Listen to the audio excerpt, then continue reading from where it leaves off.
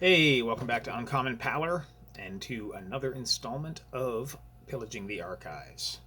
If you don't know already, it's where I randomly select 12 records that have been filed in the collection for God knows how long, and I revisit and discuss them. The first of those 12 is a record that I forgot I had, and I'm not actually sure where it came from, but it's some German thrash. Vendetta. Go and live, stay and die at the hands of that mustache and Germany's answer to Justin Long. Um, yeah, it's German thrash, no more, no less. Originally released in 1987 on Noise International. This is a 1988 Canadian pressing on Maze Music. Um, it's nothing, crazy. It's nothing exceptional. It's just straight up German thrash metal. It's got some undercurrents of speed metal ripping through there. Um, the only shortcoming to this, at least in my opinion, is they kind of got mired down in studio effects. Like it's kind of a flangey effect they use on the vocals sometimes that I find a bit distracting. And there are some drum parts in there with some rototom shit, which it just makes it sound clunky. So I think the tracks with that stuff in it suffer, but who am I? But I mean, if you're a fan of German thrash, then Vendetta might be for you. Both guitar players from this band also played in Paradox, who I feel are maybe slightly better known than Vendetta, and they're a better band, in my opinion. Next up from 2002, it's a band from Portland, Oregon. Atrocious Madness, Total Control. This is on Wicked Witch Records out of the Netherlands. This is a great record. It's just fucking raw, fast punk. It could fall under the Crasher Crust umbrella, I guess. So if you're into that, you'd probably like this. Members of this band also in Liebe den Toten, Hellshock, Detestation, a host of others. This, to actually just simply compare it to something, it sounds like a much noisier, slightly faster Septic Death. Even in the vocal delivery, his the way he just spits it out, it's reminiscent of Pusshead in Septic Death. But yeah, it's a very, very good record, in my opinion. I'm actually glad I pulled this one because I haven't listened to it in a long time, and now I'm going to keep it out for a bit. Next, from 1989 on CCG Underground Records, part of their demo series. It's a Dutch band called Brutal Obscenity. The record is called 5 Tracks of Brutal Crossover. I would probably call it 5 underwhelming tracks of mediocre crossover, maybe. It doesn't have the same ring to it, but it's more honest. Like I said, part of the demo series. Was originally released as a demo in 1988. It's called Sorry Boys and Girls, but We Don't Have an Image. It is crossover. It falls more on the hardcore punk side of crossover. Drum production's pretty shitty, especially the bass drum. It's too loud sometimes. It's got a kind of a shitty sound, and the vocals are silly. He tries to do stuff he's not a powerful enough vocalist to achieve a lot of times. And then there's one track where he tries to rap, and that's just fucking unforgivable. So, I mean, if you want to grab a fucking awesome example of crossover, this ain't it. Next up from 1988 on Alchemy Records, The Grim, Face of Betrayal. The Grim, band from Los Angeles, got their start on Mystic Records, which was a California label that basically put records out for every kind of cookie cutter early hardcore punk band from California, a lot of which I liked. The early Grim stuff is great. This, not so much. This is where they decided they were going to try their hand at being a little more metal. To me, it comes off as a really boring version of Excel. But there's some hints of like maybe TSOL in there. I think kind of stylistically, like they don't sound like TSOL, but there's parts in the songs where it sounds like something TSOL would do. But by and large, doesn't really do it for me. It's I just find it boring and kind of a mess. Apparently the band got back together fairly recently. I don't know if they're still kicking through the whole COVID thing, but I know the drummer also played in Scared Straight, who were also on Mystic, and then became 10-Foot Pole, which was like a Fat Records band. He played in that as well, and he also played in Strung Out, which was another Fat Records band. But I mean, if you're gonna get something by the Grimm, get the Getting Rich in America record. Kind of avoid this one. I don't know. I've revisited this a bunch over the years, and it just has never stuck with me. Next up, from 2011 on Dunkelheit Productions from Germany, it's a split LP between two black metal bands from Sri Lanka, one being Funeral in Heaven, and the other being Plecto, Aliquem, Capite. Yeah, it's both bands stylistically, they're predominantly kind of more in the doomy vein of things. They do speed it up a bit, but they never get to like, hyper blast beat speed or anything. They're just kind of more fast up tempo type stuff, but mostly they stick in the doom realm. Funeral in Heaven, they'll have long passages of what I'm assuming are Sri Lankan cultural songs, which I find pretty interesting because that's completely out of my wheelhouse. Plecto, Aliquem, Capite, they much the same, but they it sounds like there's a murder being committed in the background. There's a lot of screaming. They have this, they have an instrument that rings out periodically that sounds like a harp, but it may or may not actually be a harp. It may be just one of those weird instruments you see that no one knows the name of. This one here is the Die Hard edition, I guess. It's limited to 100 copies on red vinyl.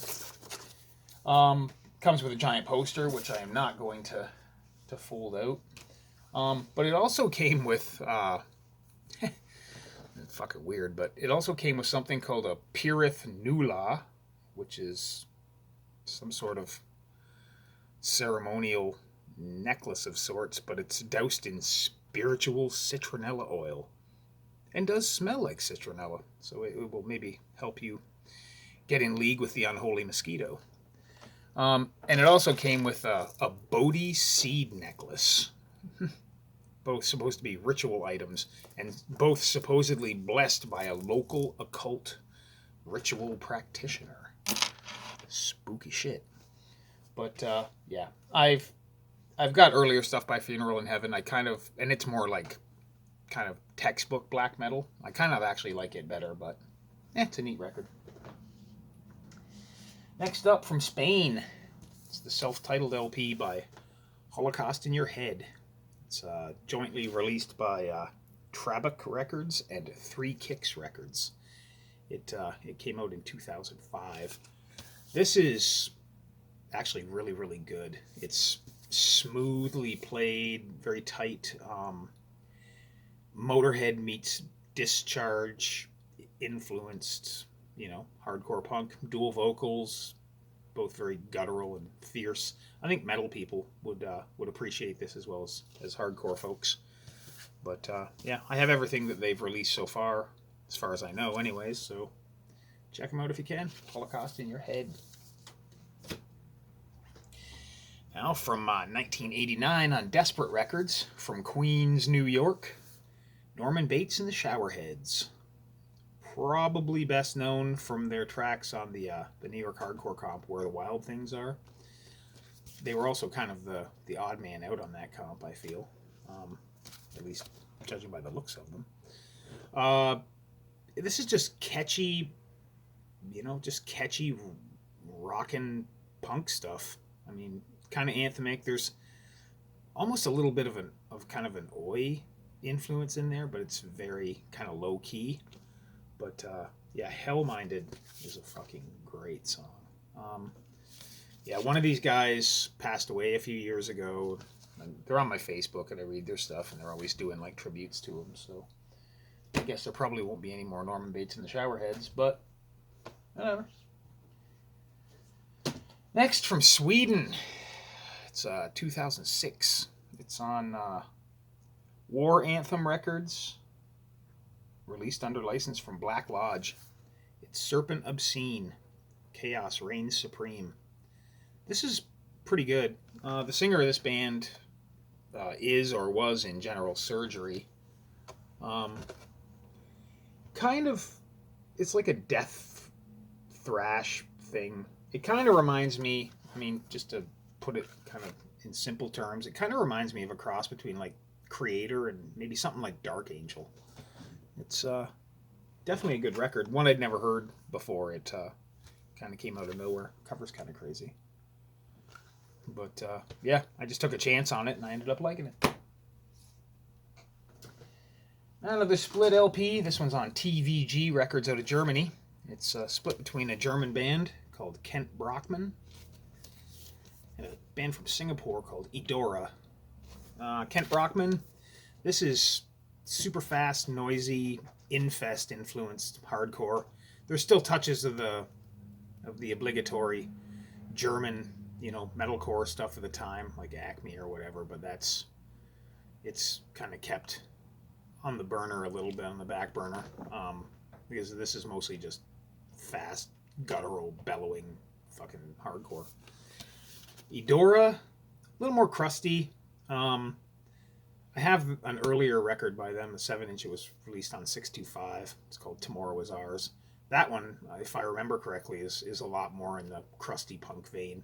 This is kind of more polished than that. Kind of reminds me of maybe a cross between maybe Disrupt and Drop Dead. It's good. It's the best Edora stuff that I've heard of all of it. And Kent Brockman, certainly no slouch. Slouches. And it's an orange vinyl. For those that care. I'm not really one of them, but yeah. Next up, 1989 on Deep Nostril Records and Serco Enterprises. It's Nasal Sex. Golly. This band, probably best known for their track on the Turn It Around double 7-inch comp that was released to coincide with the I think it was to coincide with the opening of the Gilman Street venue. Either that or it was done as a fundraiser. I can't remember exactly, but I really like the song on there. This stuff's all similar. I mean, it's just kind of melodic, fast punk. They're not afraid of the whoa oh oh choruses, which might be off-putting to some people, but I don't really care. They don't overdo it. Drummer's pretty sloppy, but for the most part, he's all right. But yeah, this record doesn't turn up a whole lot. It's not overly expensive. It's just kind of an elusive one, I guess. But I grabbed it when I saw it. Now a band called Rise from Montreal, Quebec. The record's called Joy. It's a 4-song, 12-inch EP. It's on Lone Wolf Records.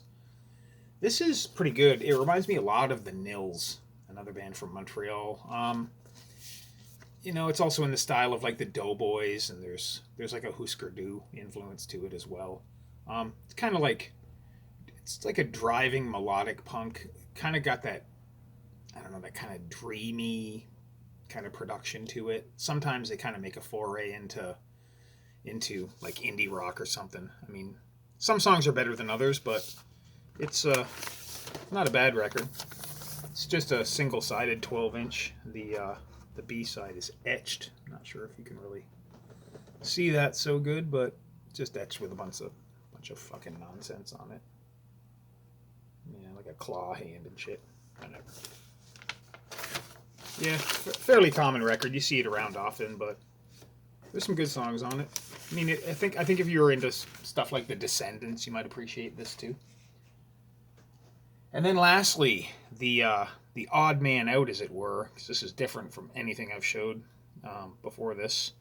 It's on No Idea Records in conjunction with Very Small Records. It's a band called Elmer, Songs of Sin and Retribution.